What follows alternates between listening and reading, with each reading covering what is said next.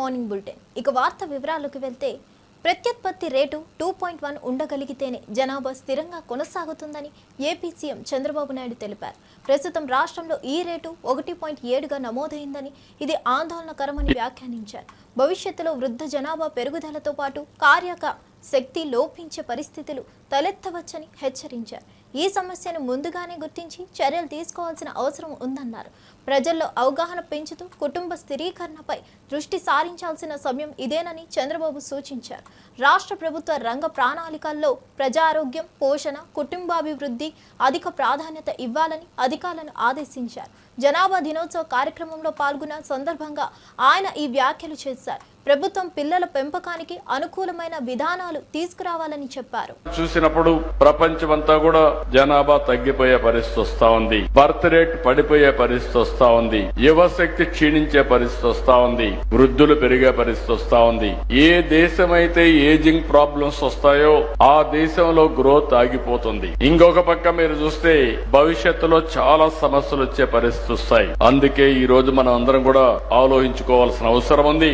ఈ రోజు ఒక్కసారి ఫెర్టిలిటీ రేట్ ప్రపంచం అంతా చూస్తే మీకు అవగాహన వస్తుంది. అమెరికాలో ఫెర్టిలిటీ రేట్ 1.62, యూకేలో 1.54, Hungary 1.50, France 1.49, Russia 1.47, Germany 1.46, Canada 1.33, Japan 1.23, China 1.02, ఇంకొక పక్కన సింగపూర్ 0.96. ఇవి చూసినప్పుడు మీకు అర్థమవుతుంది 2.1 ఉంటే స్టెబిలిటీ ఉంటుంది, జనాభా రీప్లేస్మెంట్ లెవెల్లో ఉంటుంది. 2.1 కంటే తక్కువ ఉంటే రోజు రోజుకు జనాభా తగ్గిపోయే పరిస్థితి వస్తుంది. ఒక సమయం అయ్యే కొందికి ఇది ఇంబ్యాలెన్స్ అవుతుంది. దీన్ని కరెక్ట్ చేయడానికి కూడా సాధ్యం కాదు. మన దేశానికి వస్తే ఒకసారి మీరు చూస్తే ఈ రోజు జనాభా బీహార్ 3.0, మేఘాలయ 2.9, ఉత్తరప్రదేశ్ 2.4, జార్ఖండ్ 2.3, మణిపూర్ 2.2. ఇవన్నీ కూడా రీప్లేస్మెంట్ కంటే అబోవ్ ఉన్నాయి. అదే కిందికి వస్తే తమిళనాడు 1.8, తెలంగాణ 1.8, కేరళ 1.8, కర్ణాటక 1.7, ఆంధ్రప్రదేశ్ 1.7 కు వచ్చాం. అంటే ఇప్పుడు మీరు చూసిన తర్వాత ఏ దేశాలైతే ఇబ్బందులు వస్తున్నాయో అవన్నీ కూడా మనం చూసాం. మన దేశంలో కూడా ఇప్పుడు కొన్ని అడ్వాంటేజెస్ వచ్చాయి, మనందరం గుర్తుపెట్టుకోవాలి. మొట్టమొదటిసారిగా ఆర్థిక సంస్కరణ వచ్చింది 1991. అదే సమయంలో 1995లో టెక్నాలజీ రెవల్యూషన్ వస్తే ఫస్ట్ మోర్ అడ్వాంటేజ్ తీసుకున్న వాళ్ళం భారతీయులు, అందులో తెలుగు వాళ్ళు. దాన్ని నేను గర్వపడుతున్నా. 25 సంవత్సరాల కంటే ముందు మనం అవలంబించిన ఐటీ వల్ల ఈ రోజు ప్రపంచంలోనే భారతీయులు నెంబర్ 1 అయితే అందులో అగ్రస్థానంలో ఉండేది తెలుగు జాతి కూడా. ఇప్పుడు కొన్ని అడ్వాంటేజెస్ వచ్చాయి, మనందరం గుర్తుపెట్టుకోవాలి. మొట్టమొదటిసారిగా ఆర్థిక సంస్కరణ వచ్చింది 1991. అదే సమయంలో 1995లో టెక్నాలజీ రెవల్యూషన్ వస్తే ఫస్ట్ మోర్ అడ్వాంటేజ్ తీసుకున్న వాళ్ళం భారతీయులు, అందులో తెలుగు వాళ్ళు. దాన్ని నేను గర్వపడుతున్నా. 25 సంవత్సరాల కంటే ముందు మనం అవలంబించిన ఐటీ వల్ల ఈ రోజు ప్రపంచంలోనే భారతీయులు ఉన్నవాళ్ళం భారతీయులు, అందులో తెలుగు వాళ్ళు. దాన్ని నేను గర్వపడుతున్నా. 25 సంవత్సరాల కంటే ముందు మనం అవలంబించిన ఐటీ వల్ల ఈ రోజు ప్రపంచంలోనే భారతీయులు నెంబర్ 1 అయితే అందులో అగ్రస్థానంలో ఉండేది తెలుగు జాతి అని ఈ సందర్భంగా మీ అందరికీ గుర్తు చేస్తున్నాను. ఇప్పుడు భారతదేశం బీసీ బిల్లు పేరుతో కాంగ్రెస్ ప్రభుత్వం ఘరానా మోసం చేస్తుందని మాజీ మంత్రి శ్రీనివాస్ గౌడ్ తీవ్ర విమర్శలు చేశారు. రాష్ట్రంలో ప్రత్యుత్పత్తి రేటు 1.7కు పడిపోయిందని, ఇది మెరుగుపడాలని తెలిపారు. బీసీలపై నిర్ణయాలు తీసుకోవడం అఖిల పక్షాన్ని పెట్టకుండానే బిల్లు తీసుకురావడం అన్యాయం చేశారని మండిపడ్డారు. కేంద్రంలో బీసీ బిల్లుకు అనుకూలంగా చర్చించేందుకు ఎలాంటి ప్రయత్నాలు చేయకపోవడం బాధాకరమన్నారు. గతంలో మహారాష్ట్ర, బీహార్, తమిళనాడు ఇచ్చిన జీవోలు కోర్టులో నిలబడలేదని గుర్తు చేశారు. 9వ షెడ్యూల్లో పెట్టకుండా 70% రిజర్వేషన్లు ఎలా అమలు చేస్తారని ప్రశ్నించారు. చట్టబద్ధత లేకుండా తీసుకొచ్చిన బిల్లు బీసీలకు లాభం చేయదని, పూర్తి స్థాయిలో చట్టబద్ధత కల్పించే వారికి వదిలిపెట్టే ప్రసక్తే లేదని స్పష్టం చేస్తారు. పూర్తి మద్దతు. మీరు ఏ పోరాటం అన్నా చేయండి, ఇక్కడ చేయండి, ఢిల్లీ కూడా వస్తాం, మీతో పాటు అఖిలపక్షాన్ని తీసుకెళ్ళండి, ప్రధానమంత్రిని కలుద్దాం, తమిళనాడు తరహా మనం సాధించుకుందామని చెప్పినాం. చెప్పిన తర్వాత ఒక్కరోజు కూడా మరి ప్రధానమంత్రిని కలవలేదు, రాష్ట్రపతిని కలవలేదు, హడావుడి చేసింది తప్ప ప్రయత్నం చేసినట్టు తెలంగాణలో ఒక చిన్న పిల్లానంటే చెప్తారు.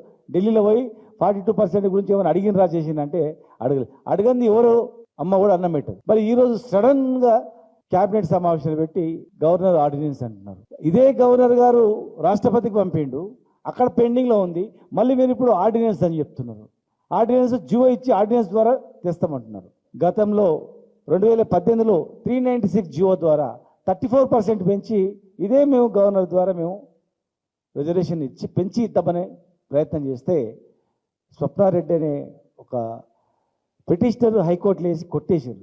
ఈ 396 మీలాగా మేము ఇచ్చిన జివో ఆల్రెడీ కొట్టేయంగా సుప్రీంకోర్టుకి వెళ్తే సుప్రీంకోర్టు కూడా మీరు విత్డ్రా చేసుకుంటారా అని చెప్పి బెదిరించి విత్డ్రా చేయించుకోగా, మహారాష్ట్రలో కూడా సేమ్ జివో ఇస్తే ఎలక్షన్ నోటిఫికేషన్ తర్వాత కూడా రద్దు చేయంగా, మీ కళ్ళ ముందర కనిపించంగా, తమిళనాడులో 3 సార్లు ఆంక్షలు పెట్టంగా మళ్ళీ విత్డ్రా చేయంగా, పాట్నాలో దేశంలో అనేక రాష్ట్రాల్లో బీసీలకు రిజర్వేషన్ ఇస్తామని చెప్పి అన్నీ కూడా కోర్టు నుంచి ఫెయిల్ అయిన అన్ని అనుభవాలు పెట్టుకొని మీరోజు చట్టబద్ధతతో ఇస్తామని చెప్పి హామీ ఇచ్చి ఏ చట్టబద్ధత మరి చట్టబద్ధత లేదనుకొని అసెంబ్లీలో పెట్టినరా, కమిషన్ వేసినరా?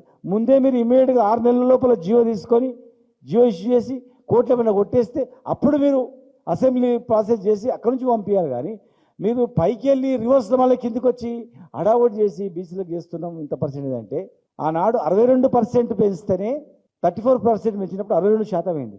62% తప్పు అని చెప్పి కోర్టు కొట్టేసింది. ఇలా మీరు 70% అవుతుంది.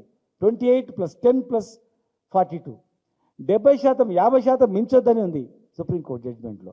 మరి 9th షెడ్యూల్లో పెట్టాలని చెప్పి ఉంది. మీరు ఏం చెప్పకుండా 70% ఎట్లా జరుగుతారనుకుంటా ఉన్నారు? హైకోర్టులో పోతే ఎవరు బాధ్యులు? సుప్రీంకోర్టు అనుగుణంగా చేయకుండా ఏ న్యాయ కోవిధులను ఆలోచన చేయకుండా రిటైర్డ్ జడ్జీలు ఉన్నారు, ఎంతోమంది న్యాయవాదులు ఉన్నారు, వాళ్ళతో ఒక సమావేశం ఏర్పాటు చేయకుండా అఖిలపక్షం మీటింగ్ పెట్టకుండా ఏం చేద్దామని చెప్పకుండా ఏకపక్షంగా మీరు నిర్ణయం తీసుకొని. కాకినాడ రంగరాయ వైద్య కళాశాల పారామెడికల్ విద్యార్థుల మధ్య జరిగిన ఘర్షణపై ఎస్పీ బిందు మాధవ్ స్పందించారు. ఈ ఉదాంతంపై ఉదయం 3 ఫిర్యాదులు అందాయని వెల్లడించారు. 1 టౌన్ పోలీస్ స్టేషన్ పరిధిలో 2, 2 టౌన్ పరిధిలో 1 ఫిర్యాదు వచ్చినట్లు తెలిపారు.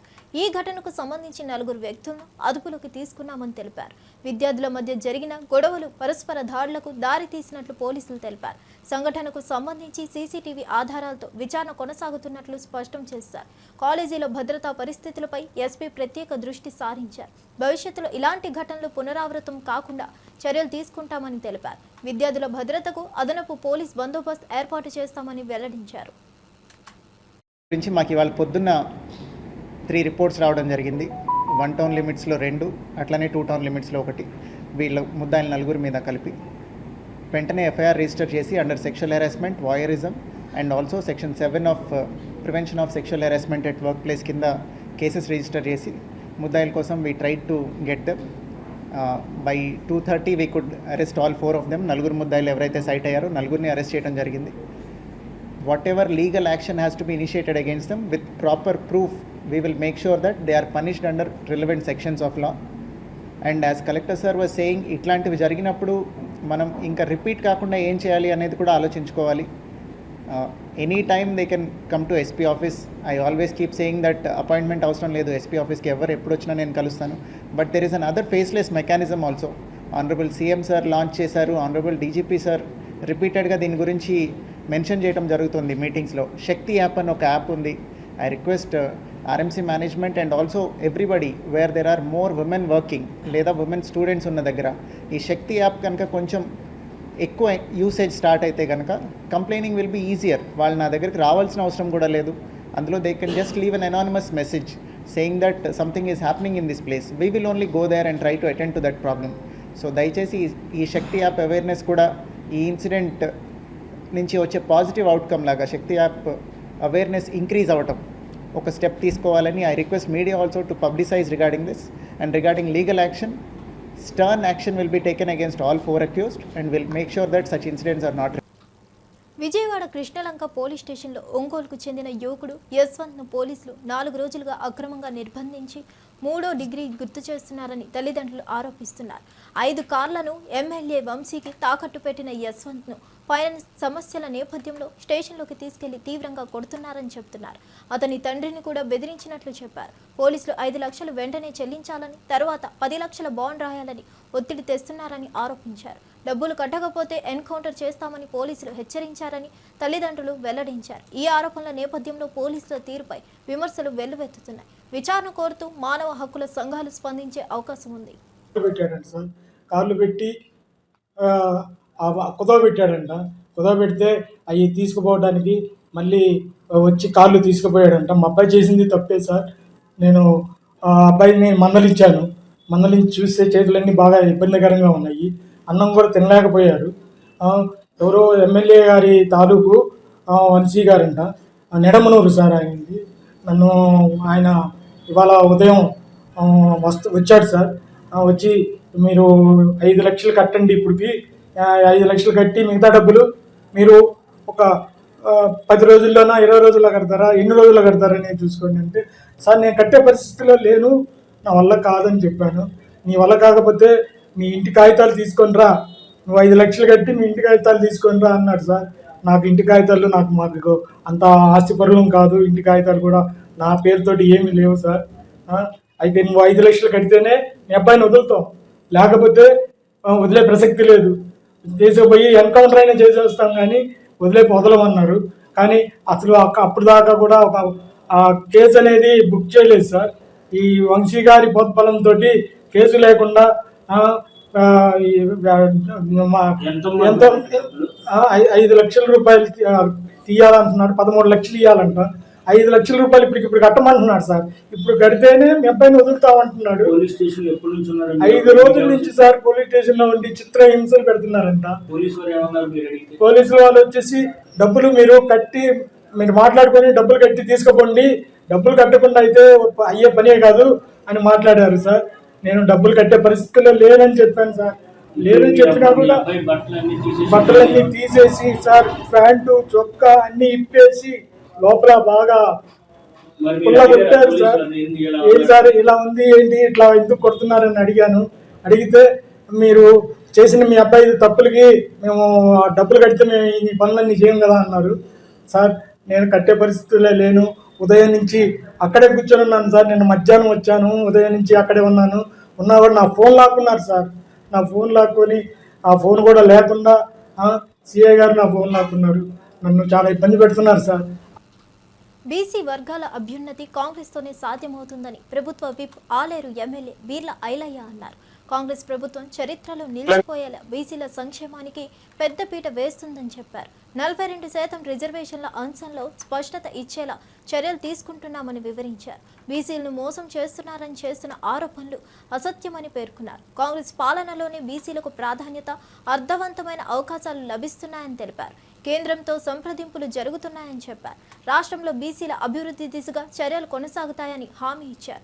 ఈ మేరకు కాంగ్రెస్ ప్రభుత్వం చారిత్రాత్మకంగా గుర్తింపు పొందుతున్నారు. తరఫున ప్రత్యేకంగా ధన్యవాదాలు తెలియజేస్తున్నా. మా గౌరవ భావి ప్రధాని రాహుల్ గాంధీ గారి ఆలోచనను తెలంగాణలో పూర్తిగా ఇంప్లిమెంట్ చేసి, గతంలో కామారెడ్డిలో పీటీ డిక్లరేషన్ ను ఇలా ఇంప్లిమెంట్ చేసి, నిన్న మంత్రివర్గం ఆమోదం చేసి బీసీలకు 42% ఇలా రిజర్వేషన్ ఇచ్చి బీసీలకు పెద్దపీట వేసిన ఘనత గౌరవ ముఖ్యమంత్రి రేవంత్ రెడ్డి గారిది. గౌరవ ముఖ్యమంత్రి రేవంత్ రెడ్డి గారు ఒక రెడ్డి సామాజిక వర్గానికి చెందిన ముఖ్యమంత్రిగా ఉండి కూడా తెలంగాణలో బీసీలకు పెద్దపీట వేసిన ఘనత గౌరవ ముఖ్యమంత్రి రేవంత్ రెడ్డి గారిది. ఈ తెలంగాణలో ప్రియతమ నాయకుడు రాహుల్ గాంధీ గారు ఆలోచన చేసి ఇలా కులగణనతో పాటు ఎస్సీ వర్గీకరణతో పాటు బీసీలకు పెద్దపీట వేసిన ఘనత కాంగ్రెస్ పార్టీది, గౌరవ ముఖ్యమంత్రి రేవంత్ రెడ్డి గారిది. ఇలా మా ఏసీ అధ్యక్షుడు బీసీ రిజర్వేషన్ల అంశంపై అసెంబ్లీలో చర్చ పెట్టాలని మాజీ మంత్రి హరీష్ రావు సీఎం రేవంత్ రెడ్డిని సవాల్ చేశారు. చర్చకు ఒకటే షరతు పెట్టారు. మైక్ కట్ చేయకుండా, వాయిదా వేసుకోకుండా చర్చ కొనసాగించాలన్నారు. ఎన్ని రోజులు కావాలన్నా, ఎన్ని గంటలు కావాలన్నా చర్చించడానికి తాము సిద్ధంగా ఉన్నామన్నారు. రిజర్వేషన్ల అంశంపై కాంగ్రెస్ ప్రభుత్వం స్పష్టత లేకుండా వ్యవహరిస్తుందని ఆరోపించారు. అసెంబ్లీలో సుదీర్ఘ చర్చ ద్వారా నిజాలు బయటపడతాయని పేర్కొన్నారు. బీసీల ప్రయోజనాల కోసం నిజమైన తపన తమకే ఉందని స్పష్టం చేశారు. బీఆర్ఎస్ బలమైన వాదనలు చెబుతుందని చెప్పారు. పూర్తి చేస్తామన్నారు. 8 ఏళ్ళు ఉన్నారు. ప్రాజెక్టు పూర్తి చేయడం దేవుడు 10 పైసలు పని చేయలేదు. మీరు చేసింది, నేను సింపుల్ క్వశ్చన్ వేస్తున్నా, 8 ఏళ్లలో 160 టీఎంసీల నీటి లభ్యత ఉందని కేంద్ర ప్రభుత్వం నుంచి సిడబ్ల్యూసీ నుంచి క్లియరెన్స్ ఎందుకు చేయలేదు? 8 ఏళ్లలో మహారాష్ట్రతో అంతర్రాష్ట్ర ఒప్పందం ఎందుకు చేయలేదు?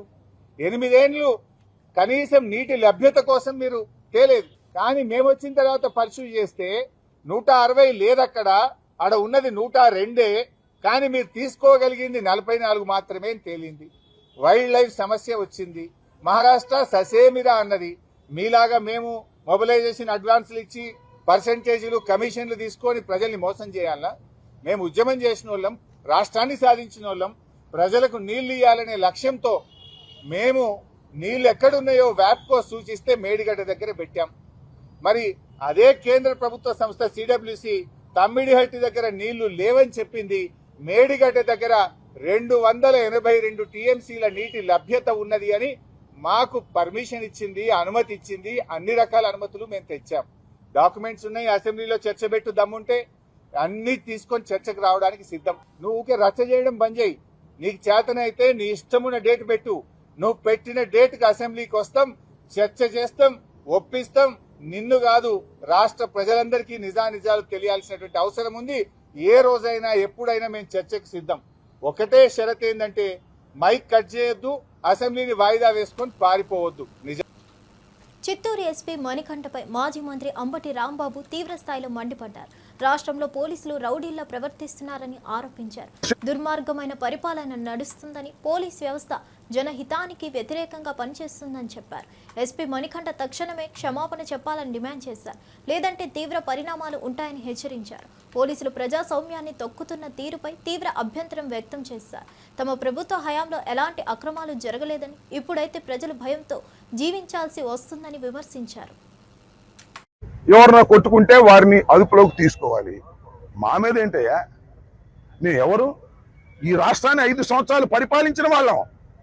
మా మీద మీరు కేసులు పెడతారేంటి? మమ్మల్ని మీరు భయపెడతారేంటి? నాకు అర్థం కాలేదు. మీరు భయపడితే మేము జడుస్తామా అని అడుగుతా ఉన్నా.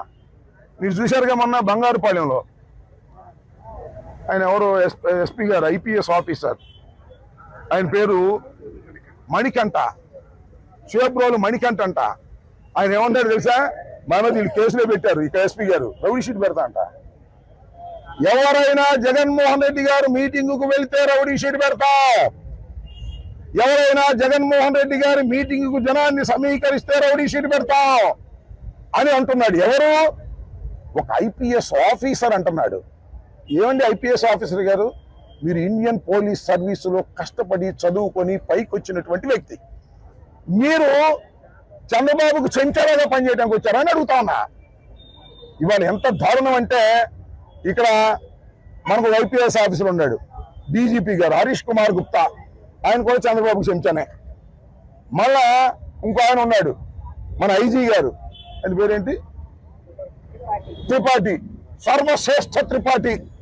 వీళ్ళిద్దరూ కలవటం, మణికంఠ లాంటి వాళ్ళు కలవటం, ఇంకా వీళ్ళుగా కొంతమంది రహస్యంగా రిటైర్ అయిన పోలీస్ ఆఫీసర్లు ఉన్నారు, చంద్రబాబు నాయుడు చెంచాలి. వీళ్ళందరూ కలిసి మా మీద కేసులు పెడతారంట, మమ్మల్ని లోపలేస్తారంట. వేసుకొని చూద్దాం, దాని సంగతి కూడా తెలుస్తామని అడుగుతా ఉన్నా. రౌడీ షీట్లు పెడతామని బెదిరించేటటువంటి మణికంఠకి చెప్తా ఉన్నా, మిస్టర్ మణికంఠ ఐపీఎస్ ఆఫీసర్, మా కార్యకర్తల మీద, మా నాయకుల మీద నువ్వు రౌడీ షీట్లు పెడతామని బెదిరించడం అనేది.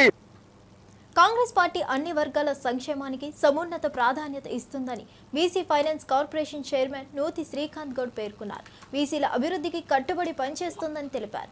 కేంద్రంతో చర్చలు కొనసాగుతున్నాయని, త్వరలో రిజర్వేషన్ అంశంపై స్పష్టత వస్తుందని చెప్పారు. కాంగ్రెస్ ప్రభుత్వం ప్రజా సంక్షేమమే లక్ష్యంగా పనిచేస్తుందని పేర్కొన్నారు. ప్రతి వర్గానికి సమాన న్యాయం చేస్తుందని స్పష్టం చేశారు. దేశంలో ఉన్నటువంటి ప్రజలు ఎట్లాంటి ఇబ్బందులు పడుతున్నారు, అణగారిన వర్గాలకు ఉన్న సమస్యలు ఏంటి, బలహీన వర్గాలు ఏం కోరుకుంటున్నారు అని చెప్పి ప్రజల దగ్గరికి వారే వెళ్ళి స్వతహాగా తెలుసుకొని, జిత్ని ఆబాదీ ఉత్ని హిస్సేదారి అని చెప్పి ఒక స్లోగన్ తీసుకొని, మేమెంతో మాకంతే అని చెప్పి ఆ రోజు రాహుల్ గాంధీ గారు నిర్ణయం తీసుకొని ఈ తెలంగాణ రాష్ట్రంలో ఆ రోజు కామారెడ్డి డిక్లరేషన్ లో తెలంగాణలో కాంగ్రెస్ పార్టీ అధికారంలోకి వస్తే కుల జనగణన చేస్తాము, అది చేసింది కాక బీసీ రిజర్వేషన్లను 42% పెంచుతాము అనే మాట ఇచ్చారో, ఆ మాట ఇచ్చి మాట నిలుపుకొని ఇవాళ ప్రజలందరి ముందల కాంగ్రెస్ పార్టీకి బలహీన వర్గాల పట్ల ఉన్నటువంటి చిత్తశుద్ధిని తెలియజేసుకుంది కాంగ్రెస్ పార్టీ.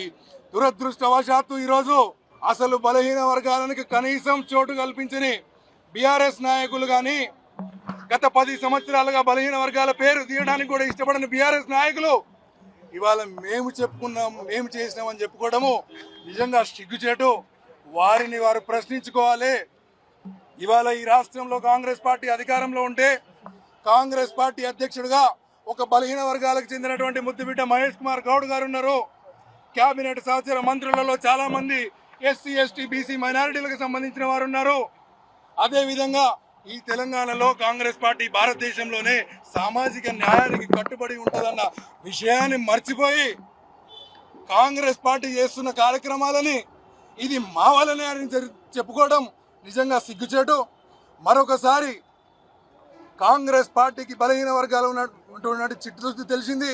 ఇవాళ 42% రిజర్వేషన్ల ద్వారా అత్యధిక మంది బలహీన వర్గాలకు చెందిన వాళ్ళు నాయకులుగా ఎదిగి చట్ట సభల్లోకి రాబోతున్నారు. ఈ చారిత్రక ఘటన, ఈ ఘటన ద్వారా ఈ దేశంలో, ఈ రాష్ట్రంలో బలహీన వర్గాల బీసీల రిజర్వేషన్ అంశాన్ని రాజకీయంగా వాడుకోవద్దని రాజ్యసభ సభ్యుడు కె కేశవరావు సూచించారు. జీవో ఇస్తే మళ్లీ కోర్టుకు వెళ్లే ప్రమాదం ఉందన్నారు. బీఆర్ఎస్ నేతలు అవగాహన లేకుండా మాట్లాడుతున్నారని విమర్శించారు. కాంగ్రెస్ పార్టీ బీసీల అభ్యున్నతికి కట్టుబడి పనిచేస్తుందని తెలిపారు. కోర్టు ఆదేశాలను గౌరవిస్తూ ప్రభుత్వం ముందుకెళ్తుందని పేర్కొన్నారు. 42% మీకు ఇస్తుంది. ఇన్ని సంవత్సరాలు మనం వెయిట్ చేస్తాము. దగ్గరగా 50-60 సంవత్సరాలు మనం పోరాడుతూ వచ్చాము. దాన్ని మేము పూర్తి చేయడానికి సిద్ధంగా ఉన్నాము అని చెప్పినప్పుడు దాన్ని బలోపేతం చేసి దానికి బలం కూర్చి ముందుకు తీసుకెళ్లడమే మీ యొక్క కర్తవ్యం అంటా ఉన్నాను. అది నేను ఇవాళ ఇప్పుడు చదివాను కాబట్టి చెప్తున్నాను. మీకు సరిగ్గా టెక్నికల్ ఆస్పెక్ట్స్ ఆఫ్ లా తెలియకుండా మాట్లాడుతున్నారు. మేము లా ఎక్కడ పాస్ చేస్తాము? లెజిస్లేచర్లో పాస్ చేస్తాము.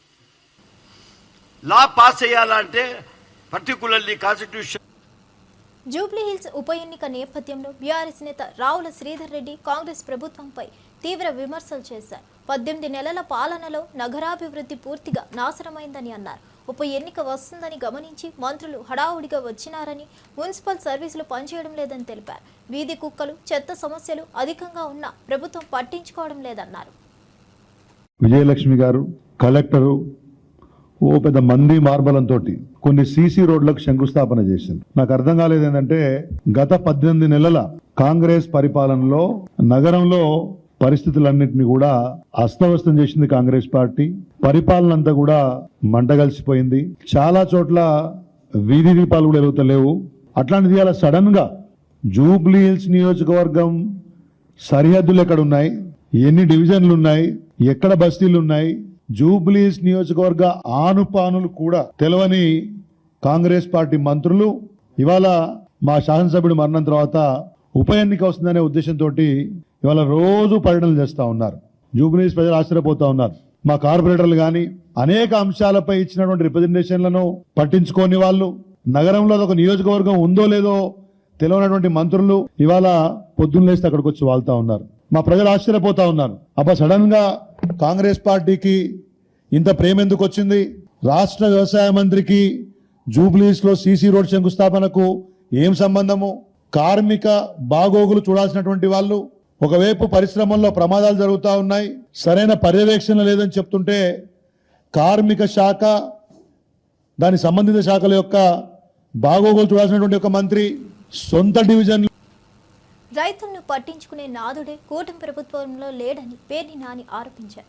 ధాన్యం, మిర్చి, పొగాకు రైతులు నష్టాల్లో ఉన్న వ్యవసాయ శాఖ మంత్రి కనిపించారని విమర్శించారు. మిడిల్ మ్యాన్ దోచుకుంటున్నా ప్రభుత్వం చలించడం లేదన్నారు. జగన్ పరామర్శకు వెళ్లిన విమర్శలు చేస్తున్నారని మండిపడ్డారు. రైతాంగంపై కూటమికి చిత్తశుద్ధి లేదన్నారు. ఒక్క చోట కన్నా ఏ రైతునైనా ధాన్యం పండించినటువంటి పంట కనీసం గిట్టుబాటు ధరలాగా ఏడ్చి తెగనమ్మే పరిస్థితులు ఉంటే కృష్ణా గోదావరి డెల్టాలో ఎక్కడన్నా తిరిగిన పాపాన పోయాడా అని అడుగుతున్నాను. ధాన్యం బస్తా 1200 రూపాయలకి, 1300 రూపాయలకి, 1400 రూపాయలకి తెగనమ్ముకుంటే ధాన్యం మధ్యవర్తులు, పెట్టుబడిదారులు, మిల్లర్లు అడ్డగోలుగా దోచుకుంటుంటే వ్యవసాయ శాఖ మంత్రి ఎక్కడన్నా తిరిగాడా అని అడుగుతున్నాను. ముచ్చటగా సివిల్ సప్లైస్ శాఖ మంత్రి 3 చోట్ల తిరిగితే 3 చోట్ల తెలుగుదేశం పార్టీ కార్యకర్తలుగా పనిచేసినటువంటి రైతాంగమే నిలదీసి ఎందుకురా మన ప్రభుత్వం ఈ దిక్కుమాలిన ప్రభుత్వం అని చెప్పని తిట్టినా కూడా పరిస్థితులు చక్కబడనటువంటి పరిస్థితులు. కోకో, మిర్చి బాధలు, పొగాకు బాధలు, అంటే మిర్చి పొగాకు పండించినటువంటి రైతు బాధలు.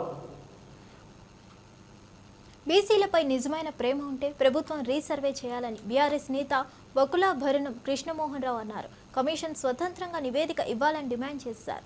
కాంగ్రెస్ ప్రభుత్వం చేసిన సర్వే తప్పని తాము చెప్పగానే గోల్ మాల్ చేస్తూ ప్రజలను గందరగోళంలో నెట్టేస్తున్నారని మండిపడ్డారు. 42% రిజర్వేషన్లకు మద్దతు ఉంటుందన్నారు. రిజర్వేషన్లు అమలయ్యాకే స్థానిక సంస్థల ఎన్నికలు జరగాలని డిమాండ్ చేశారు. గందరగోళాన్ని సృష్టించే ప్రయత్నం మేము చేయడం లేదు. మీరు సృష్టించే ప్రయత్నం చేసుకుంటే మీరే అబాస్పాలు అయిపోతారు. డెడికేటెడ్ కమిషన్ వేయాలని చెప్పి సుప్రీంకోర్టు 2010లో డాక్టర్ కె కృష్ణమూర్తి కేసులో చెప్పినప్పుడు ఇక్కడ బీసీ కమిషన్ ద్వారా జరుగుతున్నది.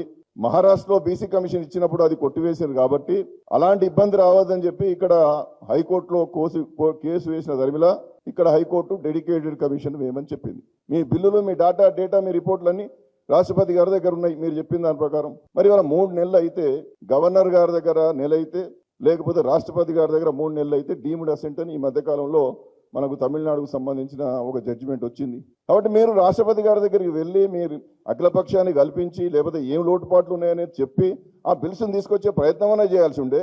లేదా రాజ్యాంగ నిపుణులతో మాట్లాడండి, మరి డీమ్డ్ అసెంట్ అవుతుందా? అవుతే తీసుకొచ్చి వెంటనే మరి జీవోలు ఇచ్చేసి ఎలక్షన్లకు పోండి, 42% ఇవ్వండి. మీరు అసెంబ్లీ జరుగుతున్నప్పుడేమో అవన్నీ చేయరు. ప్రజా పాలనలో బీసీల సంక్షేమానికి రేవంత్ రెడ్డి ప్రభుత్వం కృషి చేస్తుందని ఫిషరీస్ డెవలప్మెంట్ కార్పొరేషన్ చైర్మన్ మెట్టు సాయి కుమార్ అన్నారు. కుల గణన, రిజర్వేషన్ల అమలుపై ప్రభుత్వం చిత్తశుద్ధితో పనిచేస్తుందన్నారు. బీసీల అభివృద్ధి లక్ష్యంగా అనేక పథకాలు అమలు చేస్తున్నారని వివరించారు. ఈ దినం ఎప్పుడు మర్చిపోలేము. ఇది సువర్ణ అవకాశం.